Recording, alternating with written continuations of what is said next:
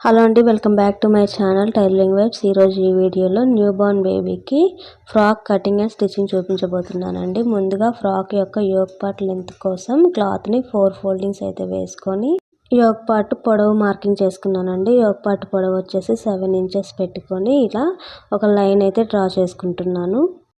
Neck and shoulder length marking చేసుకోవడం కోసం ఇలా 4 ఇంచెస్ దగ్గర మార్కింగ్ అయితే చేసుకుంటున్నానండి. ఇది full shoulder with 2 inches shoulder, అలాగే 2 ఇంచెస్ నెక్ అండి. షోల్డర్ ఆమ్ రౌండ్ వచ్చేసి 3 ఇంచెస్ దగ్గర మార్కింగ్ చేసుకున్నాను. ఆమ్ రౌండ్ మార్కింగ్ దగ్గరికి స్ట్రైట్గా ఒక లైన్ అయితే డ్రా చేసుకుంటున్నానండి. ఇప్పుడు ఎల్ షేప్లో లైన్ డ్రా చేసుకొని ఆమ్ రౌండ్ని డ్రా చేసుకుంటున్నాను. నార్మల్గా మనం కర్వ్ షేప్ ఎలా డ్రా చేసుకుంటామో అదేవిధంగా నెక్ డీప్ వచ్చేసి 2.5 ఇంచెస్ దగ్గర మార్కింగ్ చేసుకున్నానండి. రౌండ్ షేప్ అయితే డ్రా చేసుకుంటున్నాను. ఈ మార్కింగ్స్ అన్నిటిని బేస్ చేసుకొని కటింగ్ అయితే చేసుకుంటున్నానండి. ఫ్రంట్ అండ్ బ్యాక్ నెక్ వచ్చేసి రౌండ్ నెక్ వేయించుకున్నానండి. చిన్నపిల్లలకు అంత డిజైన్ అయితే అవసరం లేదని చెప్పేసి చెస్ట్ లూజ్ వచ్చేసి 5 ఇంచెస్ దగ్గర మార్కింగ్ చేసుకున్నాను, డ్రా చేసుకుంటున్నాను. చెస్ట్ లూజ్ ముందుగా చెప్పలేదు కదా, అందుకని చెప్పేసి మెయిన్ టక్స్ కోసం అనేసి మిడిల్లో ఒక టక్ అయితే పెట్టుకున్నానండి. అలాగే చెస్ట్ లూజ్ దగ్గర ఒక మార్కింగ్ కట్ అయితే పెట్టుకున్నాను. కింద వైపు వచ్చేసి ఫ్రిల్స్ కోసం 10 ఇంచెస్ క్లాత్ అనేది పొడవు పెట్టుకున్నానండి. వెడల్పు వచ్చేసి మనకి ఎంత క్లాత్ అయితే ఉందో అంత క్లాత్తో పెట్టేసుకోవచ్చు. ఈ క్లాత్ మొత్తం వచ్చేసి ఒక 80 పాయింట్స్ క్లాత్ తోటి నేను ఈ ఫ్రాక్ అనేది స్టిచ్ చేసుకున్నానండి. ఇప్పుడు ఈ క్లాత్ 4 ఫోల్డింగ్స్ మీద వేసుకొని 10 ఇంచెస్ లెంత్తో కటింగ్ అయితే చేసేసుకున్నాను. కింద వైపు ఫ్రిల్స్ పెట్టుకోవడం కోసం అని చెప్పేసి మొత్తం ఫ్రాక్ యొక్క లెంత్ వచ్చేసి ఒక 16 ఇంచులు 15 ఇంచులు అయితే వస్తుందండి. ఖర్చులు అన్నీ పోయిన తర్వాత ఫ్రంట్ అండ్ బ్యాక్ పార్ట్స్ రెండింటిని ఇలా విడదీసుకున్న తర్వాత ఆమ్ రౌండ్ దగ్గర వచ్చేసి ఇలా ఫోల్డింగ్ చేసుకొని స్టిచ్చింగ్ అయితే వేసుకుంటున్నానండి. క్లాత్ మొత్తం కూడా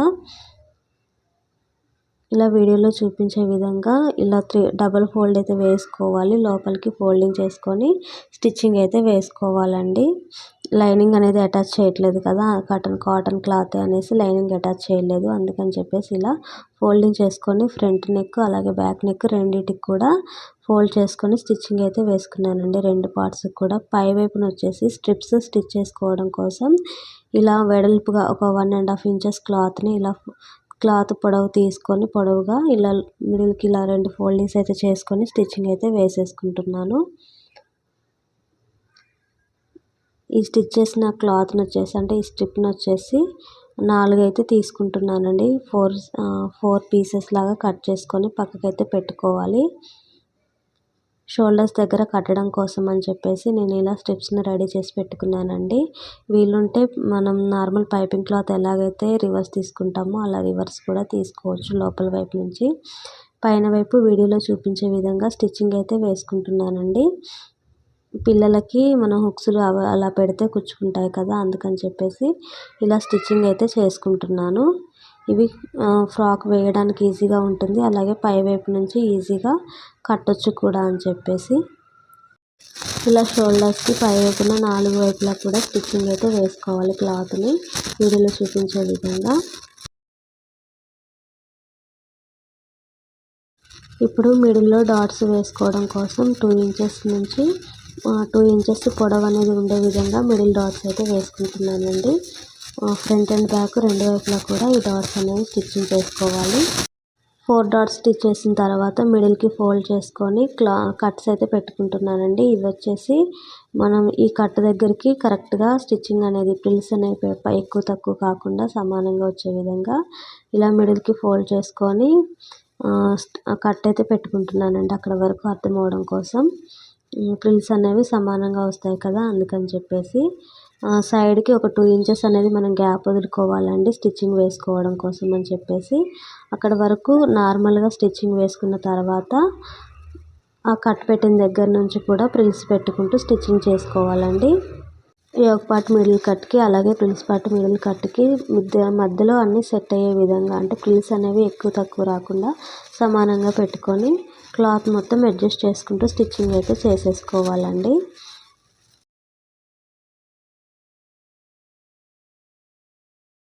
చివరికి వచ్చిన తర్వాత 2 ఇంచెస్ గ్యాప్ దగ్గర ప్రిల్స్ అనేవి పెట్టుకోకూడదండి, అక్కడ సైడ్ స్టిచ్చింగ్ అయితే ఉంటుంది కదా, అందుకని చెప్పేసి ప్రిల్స్కి యోక్ పార్ట్ జాయిన్ చేసిన తర్వాత పై వైపు నుంచి ఒక టాప్ స్టిచ్ అయితే వేసుకోవాలండి.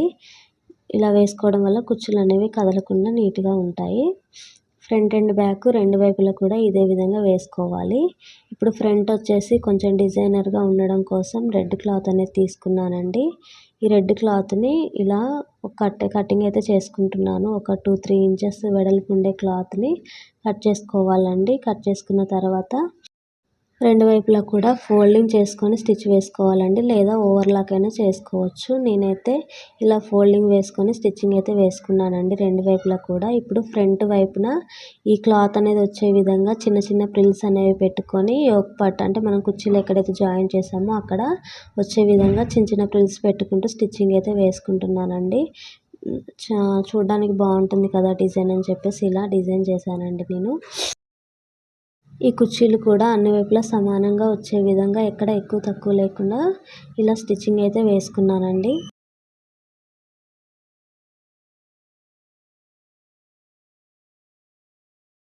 ప్లీస్ పెట్టుకున్నాక ఎక్స్ట్రా ఉన్న క్లాత్ని కట్ చేసుకున్నానండి. ఇప్పుడు 4 ఫోల్డింగ్స్ తోటి ఒక క్లాత్ని తీసుకొని ఇలా కట్ చేసి పక్కకైతే పెట్టుకున్నానండి. పై వైపున మనం కట్టుకోవడానికి క్లాత్ అనేది ఉంచాం కదా స్ట్రిప్స్, ఆ స్ట్రిప్స్కి వీటిని ఇలా వీడియోలో చూపించే విధంగా అటాచ్ చేసుకొని స్టిచ్చింగ్ అయితే చేసుకుంటున్నానండి. పై వైపున చూడడానికి బాగుంటుందని చెప్పేసి ఇదే విధంగా 4 స్టెప్స్ కూడా స్టిచ్చింగ్ అయితే చేసేసుకుంటున్నానండి. ఇప్పుడు ఫ్రంట్ పార్ట్ని బ్యాక్ పార్ట్ని ఒకదానిపైన ఒకటి వేసుకొని సైడ్ స్టిచ్చింగ్ అయితే వేసుకోవడమేనండి. 2 ఇంచెస్ అనేది ఖర్చు కోసం ఉంచాం కదా, ఆ ఖర్చు అనేది ఉండే విధంగా అంటే ఇప్పుడు స్టిచ్ వేసుకునేవి ఇలా 2 ఇంచెస్ ఖర్చు ఉండే విధంగా పై వైపు నుంచి వేసుకోవడమేనండి సైడ్స్ నుంచి. మళ్ళీ ఎక్స్ట్రా మనం ఇప్పుడు చెక్ చేసుకోవడానికి అయితే ఏం లేదు. నార్మల్గా పైనుంచి కింద వైపు సైడ్ స్టిచెస్ ఎలాగైతే వేసుకుంటామో అదే విధంగా సైడ్ స్టిచెస్ రెండు వైపులా వేసుకోవాలండి. కాటనే కాబట్టి కుచ్చుకోదు కదా, అందుకని చెప్పేసి నేను లోపల స్టిచ్చింగ్ అయితే ఏమి వేయట్లేదు. నార్మల్గా పై వైపు నుంచే స్టిచ్చింగ్ ఉండే విధంగా వేసేసుకుంటున్నానండి. మనం అర్థం అవ్వడం కోసం కూడా కుర్చీలు అనేవి ఒక 2 ఇంచెస్ గ్యాప్ దగ్గర వదిలేసాం కదా, వదిలేసిన విధంగా స్టిచ్చింగ్ అయితే వేసుకుంటున్నాను. ఇప్పుడు కొంచెం ఎక్స్ట్రా ఉన్న క్లాత్ కట్ చేసుకొని డబల్ స్టిచ్ అయితే వేసుకున్నానండి. కింద వైపున ఫోల్డింగ్ స్టిచెస్ అయితే వేసుకోవాలండి. ఇప్పుడు క్లాత్ మనం కింద ఫోల్డ్ వేసుకొని స్టిచ్ చేసుకుంటే ఫ్రాక్ అనేది రెడీ అయిందండి. ఈ ఫ్రాక్కి మ్యాచింగ్ క్యాప్ కూడా నేను స్టిచ్చింగ్ అయితే చేశాను. ఆ వీడియో కావాలంటే కామెంట్ చేయండి, పెడతానండి. ఫ్రాక్ ఎలా అనిపించిందో కామెంట్ చేయండి. నచ్చితే లైక్ చేయండి, మీ ఫ్రెండ్స్ అండ్ ఫ్యామిలీలో షేర్ చేయండి. Thank you so much for watching అండి.